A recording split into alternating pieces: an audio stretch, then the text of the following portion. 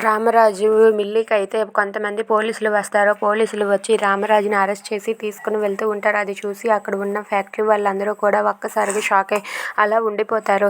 ఇక అక్కడ ఆ విషయం తెలిసి ధీరజ్ వేదవతి వాళ్ళైతే పోలీస్ స్టేషన్కి వెళ్తారు.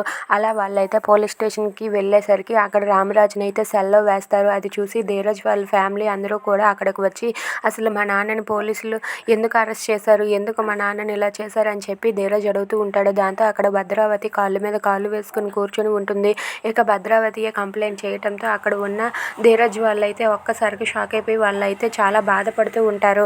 ఇక ధీరజ్ అయితే అక్కడ వాళ్ళ నాన్న సెల్లో ఉండడం చూసి చాలా బాధపడుతూ ఉంటాడు. నాన్న, నా కారణంగానే నీకు ఈ పరిస్థితి వచ్చింది, ఇప్పుడు నిన్ను ఈ పరిస్థితిలో చూడలేకపోతున్నాను నాన్న అని చెప్పి అనుకుంటూ ఉంటాడు.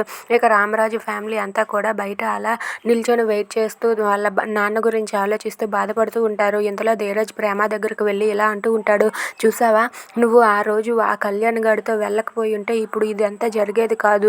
ఆ రోజు నువ్వు చేసిన తప్పుకి ఇప్పుడు నా కుటుంబం అంతా ఇక్కడ బాధపడి కూర్చుంది.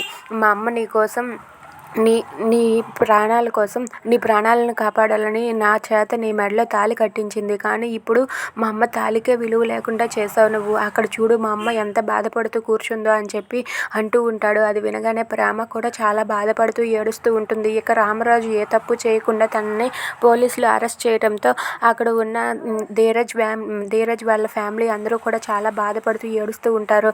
ఇక అలా అనేసరికి ప్రేమ ధీరజ్ మాటలు విని ఇప్పుడు ఏదో ఒకటి చేసి మామయ్యని ఎలాగైనా బయటకు తీసుకురావాలని ప్రేమ నిర్ణయం తీసుకుంటుంది. ఇక ప్రేమ వాళ్ళ మామయ్యని ఎలా బయటకు తీసుకువస్తుంది? Please subscribe our channel.